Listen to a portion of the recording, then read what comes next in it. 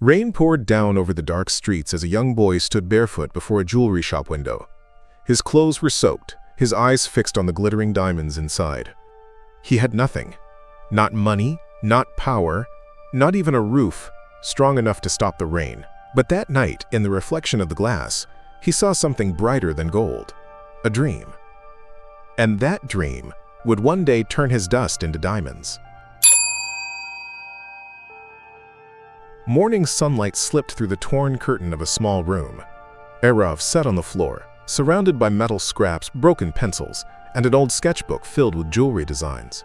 He traced a half-finished pendant with his fingertip, whispering, "One day, this will shine in a real shop." Outside, the streets buzzed with noise, people rushing to survive another day. Aarav's mother, Mira, coughed softly as she packed her cleaning supplies. "Finish your tea and help me, Beta," she said with a tired smile. Aarav nodded, but his eyes drifted back to his drawings. Every afternoon, while his mother cleaned houses, Aarav worked at a mechanic shop for a few coins. His hands smelled of grease and smoke, but his heart still dreamed of shining gold. Sometimes, he'd sit by the river after work, sketching designs in the dirt. Children mocked him. "You think you'll make diamonds out of dust?" they laughed. Aarav just smiled. "Maybe," he'd say softly, "if I never stop dreaming." At night, when the world slept, he'd light a small candle and flip through his sketchbook. The pages carried his hopes, rough lines of rings, necklaces, and dreams, drawn by a boy who had nothing but vision. He didn't know how or when, but he believed. And sometimes, believing is enough to begin. Days turned into months, and life grew heavier for Aarav. His mother's cough deepened, her hands trembling as she tried to hold the broom. Medicines were expensive, and work was never enough. Aarav skipped meals, pretending he wasn't hungry so his mother could eat.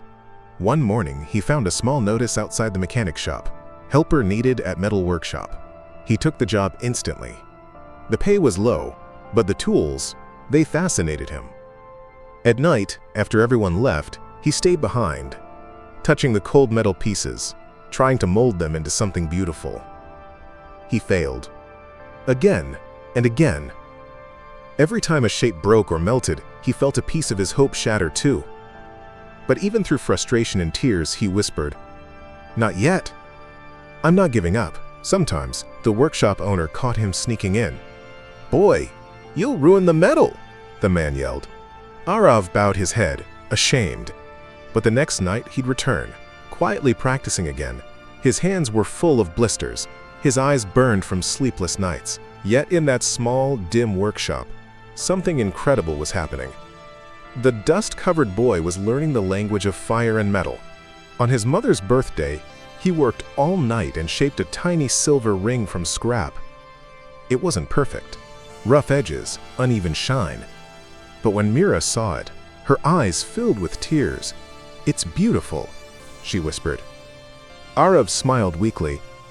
"One day, Mom, I'll make one for the world." He didn't know that day was closer than he thought. Weeks passed. Aarav's mother's health grew worse, and medical bills were piling up like mountains he couldn't climb. One morning, while delivering a metal order to the city, Aarav passed by a grand jewelry store, the same one he once dreamed of.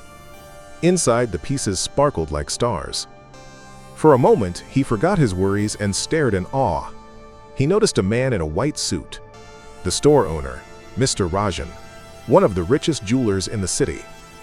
Aarav gathered his courage and walked in. "Sir," he said softly, holding a small metal pendant he had made from scrap. "I made this. I want to learn. Will you teach me?" Mr. Rajan took the piece, examined it briefly, and then smirked. You think you can make jewelry? Look at your hands. They belong in a factory, not in a design studio." Customers laughed.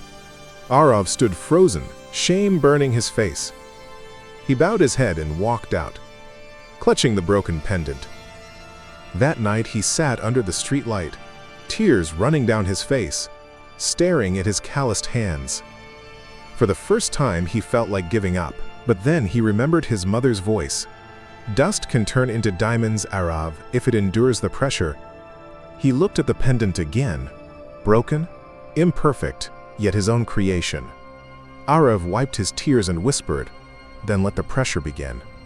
That night marked the birth of a new Aarav. Not the boy who dreamed, but the boy who built. The next morning, Aarav didn't return to the factory. Instead, he went to the junkyard. Piles of rusted metal surrounded him, but to him, it wasn't trash. It was treasure. He began collecting broken chains, scrap metal, and old wires. Each night, he sat under the same streetlight with a small fire, melting and shaping the scraps into jewelry. His hands blistered, but his eyes shone brighter than ever. At first, every pendant broke. Every ring bent wrong. But Aarav didn't stop. Days turned into weeks. Failure into progress. One evening, a woman who sold flowers nearby noticed his work. "These are beautiful," she said softly. "Can I buy one?" Aarav smiled shyly and gave her a small bracelet. The next day, she came again, this time with a friend who also wanted one. Word began to spread. People started buying his designs from the roadside. He named his little brand Aarav, a mix of Tsar, gold, and his own name. Soon, local shopkeepers began ordering small batches. Aarav reinvested every coin, buying better tools, better materials, and teaching himself design through old magazines he found in the trash. Months later, when he looked in the mirror, he saw a different boy. Tired, yes, but powerful.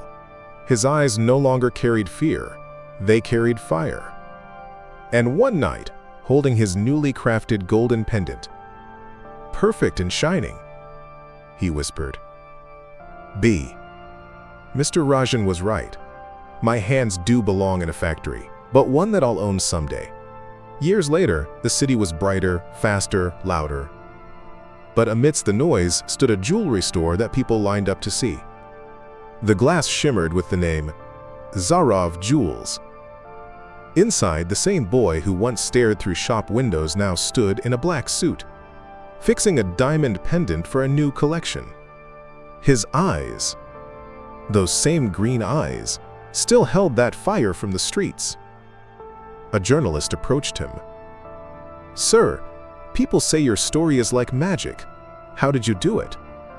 Aarav smiled gently, his voice calm but powerful. "There's no magic," he said. "Only madness. To dream when you have nothing, and to keep going when the world laughs."